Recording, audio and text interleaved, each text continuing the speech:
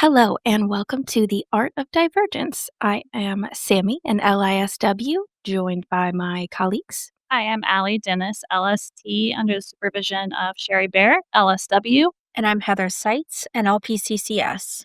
and we're joined today by our first guest, Lawrence Harris. It's wonderful to be here. I am a public speaker, author, man of many talents. We're so happy to have you, and Heather's got a little information for us before we start. Just as a reminder, the information provided on this podcast is for entertainment and educational purposes only.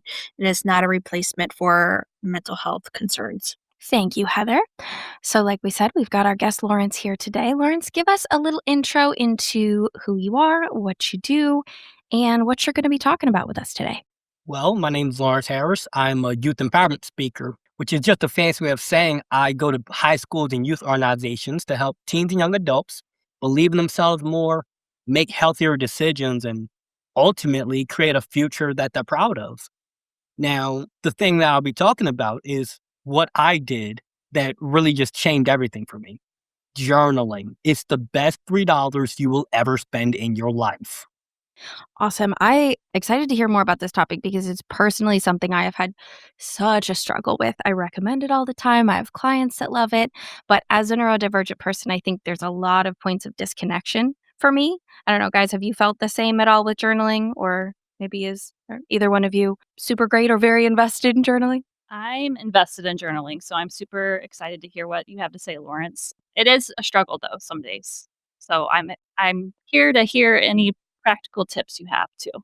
Absolutely. Yeah. I know for me personally, I might start out with journaling, but then I end up making little drawings that kind of describe how I'm feeling or where my thoughts are, kind of get a little bit creative with it. And I know a lot of the autistic clients, ADHD clients that I work with, when it comes to journaling, I'm kind of curious about like what the best form and techniques are, whether it's like structured formats, prompts, free writing. Is there, room for that creativity side with, drawings and such? So I'm excited to have you today and hear what you have to say. Thank you. Those are actually really interesting points that I've never thought of. How a lot of people, instead of just writing out their thoughts, they draw it out. Now, I'm going to go in order of that because we just touched on so many great points that came to my mind. So sometimes we overcomplicate the process. A lot of people search out what's the best way to journal. Now, we could think of a million different ways of doing it, but the way I tell people is you simply take a pen and a piece of paper and you write. Well, what do I write about? Whatever you're feeling in that moment. This morning, I started writing, May the Fourth be with you. And I don't even like Star Wars, but I often feel like there's this force around us that is constantly guiding us to make decisions.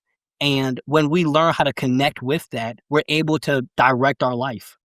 You could start out with, I saw a cat today and it made me really happy. And I'm really happy that I'm able to see such small things in my life that remind me that life is fun. So some people, they journal and it's bullet points. It is strictly what happened today. For some people, that's what they do. Today, I got fired from my job. It made me sad. I cried, but I can find a new job. Some people, they just write literal bullet points. But I've never heard anyone talk about drawing as a form of journaling. That's really creative. I love that too. I'm not the best at art, I guess. I'm not the best drawer. I don't know if that's the word. But I really like that because a lot of us have those different brain patterns of thinking in pictures, thinking in, through our senses, thinking in different ways of visualization. So, yeah, like bullet points, different like breakups of words, sometimes like word mapping or like drawing through kind of like graphs and charts and whatnot can help us. But two things came up as you were talking about that. I'm thinking of it from like a counselor, therapist point of view. And so I'm thinking I recognize, brain dumps in the moment, just getting out all of the stuff in your brain as a journaling exercise, or mindfulness journaling where you are really getting in touch with your present thoughts and feelings and kind of putting them into words, or, organized journaling where you're like reflecting on things maybe like in a diary style. To your point of like getting started, my first experience with journaling that really connected me to the process and helped me see the benefit was I had an English teacher who every day would have us do a 5-minute writing exercise of just stream of consciousness, anything you wanted. It didn't even have to be like what was on your mind. It didn't have to make sense. It could have been a story you were thinking about or song lyrics or anything. And you could present it if you wanted or not. Just keep it to yourself. And it was so cathartic. It felt so good to just be able to like empty the brain out at the beginning of the day, especially, or the beginning of a class period. So that I will say is really helpful for neurodivergent people just to kind of cleanse the overwhelm in our minds a lot of the time. So it sounds like that's kind of what you gravitate towards more is like stream of consciousness or like in the moment reflective journaling. Would you say that that's kind of the style you personally stick to most? Yeah, it's very stream of consciousness, especially because, at least for me, when there's a challenge or problem in my life, I see the problem. But if you hold it in your head, it just starts building and building. But once you start writing it out, you just naturally begin to see, is it really as much of a challenge as I think it is? Or am I just letting it fester in there? And as you're writing, you start to eventually find solutions to the thing, or maybe you start to see it in a new light. It also is really, really calming because for me, when I'm overwhelmed, I often feel like a pot of boiling water, and journaling is my way that I take off the lid before it all explodes and I start spiraling and cutting off people and just, self destructing my life. Because I used to do that a lot until I got into journaling. That's such a good way to describe it. Yeah, I think the decompression of emotions through just translating them into words that make sense to you so that you can, scale down that nervous system response to everything that's going on in your mind. I'm wondering how you first started to get into journaling, what connected you, what got you to, see it as something you wanted to tell people about and help people with. Well, the thing that got me into it was growing up, I dealt with like severe bullying. And when I was 12, my dad became, abusive to me and my younger siblings. Being the oldest, I naturally stepped into this protector role where all I wanted to do was keep them safe. And eventually, through a very weird series of events, I got kicked out the house, and he just one day signed over his legal rights in court to me and all my younger siblings, which led us to stay with my mom full time. And during that period, I made so much of my life about trying to keep my siblings safe that I wasn't able to really feel in touch with myself. It's sort of like void that I felt for a really long time there. And I was trying to ignore it. Even though I had a therapist who was doing her best to help me, I would often ignore like why I felt so empty. Because even at 13, I didn't know why. So I began going on YouTube and looking up like, okay, how to understand myself better. Why do I feel bad, but I don't know why I feel bad? I was Googling those sorts of things. And I stumbled across a YouTube video where this guy's talking about how journaling can help you to figure out your problems, because if you don't know the problem, but you spend like 30 minutes writing, why do I feel this way? And you just write everything that pops to your head, eventually you'll figure it out. So I just started there. I would just write out, what am I feeling? What happened today? How did it make me feel?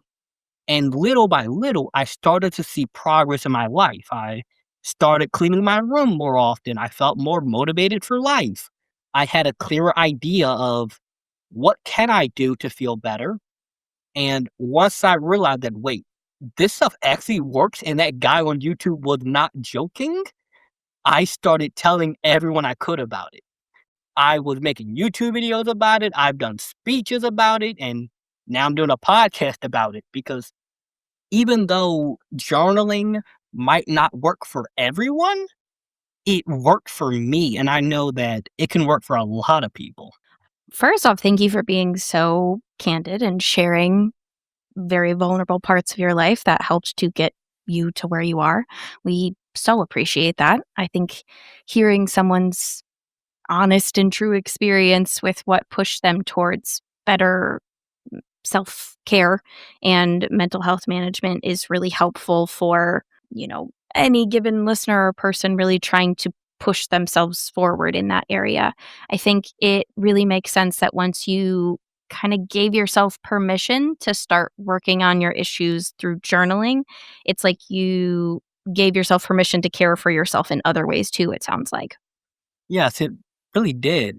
The idea of giving yourself permission, we often, at least me, I felt so much that I didn't have permission to really express how I felt to another person outside of my therapist. And I only went to therapy like once every week. So that's only 1 out of 7 days when I have somebody who I can give like the real, raw, unfiltered, angry, guttural truth to. Whereas when you're journaling, you can write out all of your most like angry feelings, like all the most like sad things. Like you don't have to deal with the thought of potential judgment because it's a piece of paper. It has no opinion of you. It's not going to look at you different. It's not even alive. It's just an inanimate object that allows you to document your life. And after a long enough time of doing it, you get to look back on 15-year-old Lawrence and see, wow, I did that.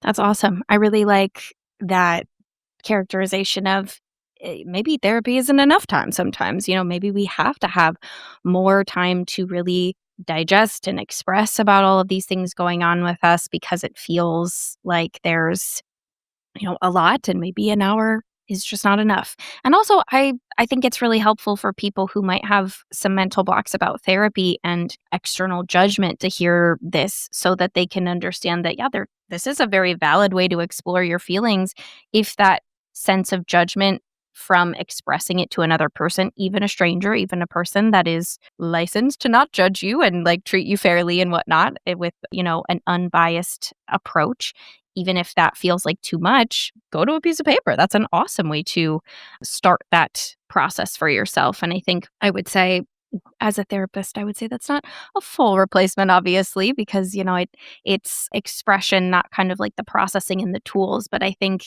getting to that point is such an important starting area so that you can really understand how to communicate to a therapist what you're feeling and you're needing. I think my next question is when it comes to, because our whole thing here is neurodivergence, autism, ADHD, the whole umbrella of different brains. I'm wondering how that piece of things factors in for you. Not that you have to specifically tell us any diagnoses or anything, but I think we all have different little flavors of neurodivergent traits between all of us and, have experienced different challenges and whatnot. So for you, how does that factor into this whole, journaling part of your life and how how you talk about it to others, how you help others with it? One of the things for me is understanding the patterns of how I think and how I process the world. Because when you're sitting down and you're journaling, at least for me, I do it in silence because that's when my thoughts are the clearest and I can have like the deepest connection with my inner world. Because to me, the outer world is like very bright and overwhelming at times. So connecting it to how people with autism often can, manage it, and this applies to ADHD, a lot of neurodivergence, is the more you do it, you start to get better at noticing your thought without being overwhelmed by this stream of thoughts running at you. It's sort of like a gigantic river in your brain, and that thing's always trying to like push you around and you get overwhelmed by it. But when you learn to be still and just observe the river of thoughts without getting swept away by it, you start to realize that you get to pick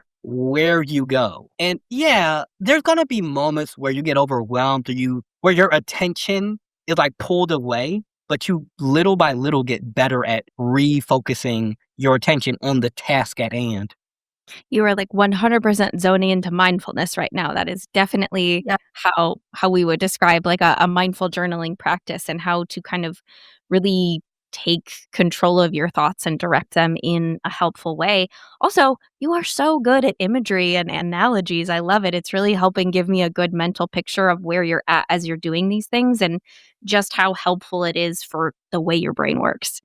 Yeah, no, I will definitely be using that with my clients. Like, you painted that perfect picture, and I was like, huh. Like, and when you said you get to pick where you get off, like, that was just like, it gave me goosebumps almost. That was just like, it's giving you control. It's allowing you to say, hey, like, if today I'm feeling overwhelmed and this river is like lots of rapids and it's rough waters today, you can decide to step a toe in, or you can decide to hop in that kayak and ride it down until you're like, "I want a snack," right?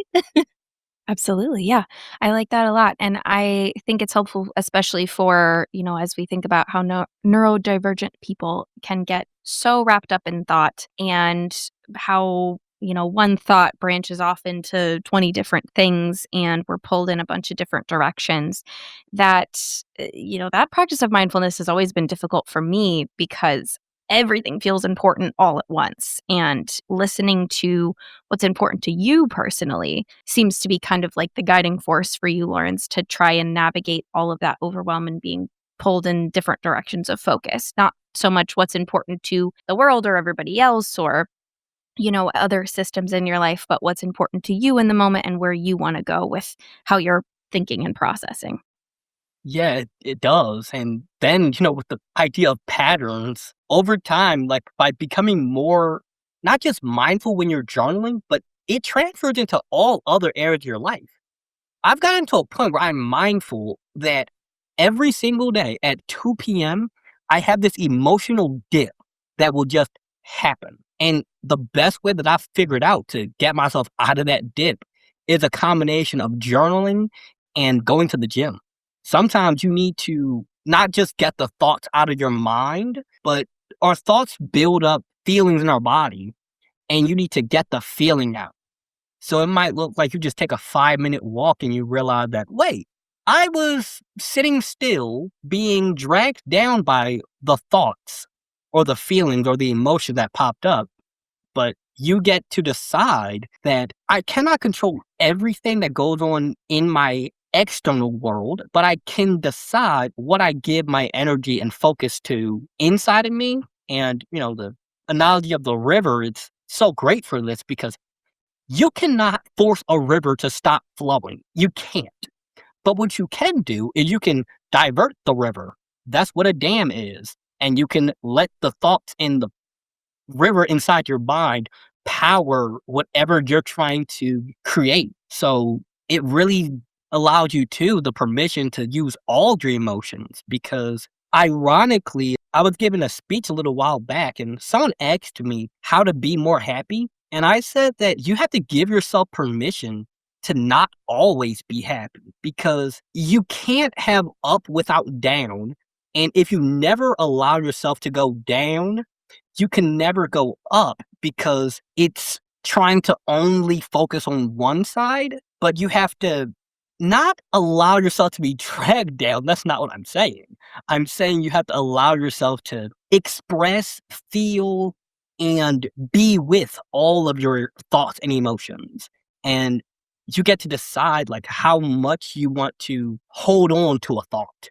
Yeah, that's why toxic positivity just doesn't really work, right? Is because if we're not acknowledging the root causes of the other emotions and allowing ourselves to sit with them and feel our way through them, it's not really going to be true, genuine happiness, right? We're just going to be kind of faking our way through appearing happy and trying to convince ourselves we're happy. And that doesn't really settle well. It doesn't really carry on well. So I think it's a good way to describe things too. And I like how you said, you can't stop the flow of a river. That's why I think as a neurodivergent person, I find mindfulness to be tough is because sometimes with the directions like, clear your mind, notice your thoughts and let them pass. And, try not to fill your mind with anything extra. Like that's not really a possibility for me. My mind is just one thing to another 24/7 all the time. So I think if I can allow myself to just let my thoughts flow into an intentional area, that's better than trying to just cut them off and let things just kind of leak in and, refocus the way I'm trying to, get my brain to work. That was part one of our interview with Lawrence Harris. You can find parts 2 and 3 in our upcoming episodes. The Art of Divergence podcast is created by Neurodivergent Ohio, an Ohio based agency offering assessments, counseling, and community to neurodivergent folks of all ages. Please check us out at our website, which is listed in the description below. Lawrence's information and where to find him is also listed below. Thanks for listening, and we hope to see you next time.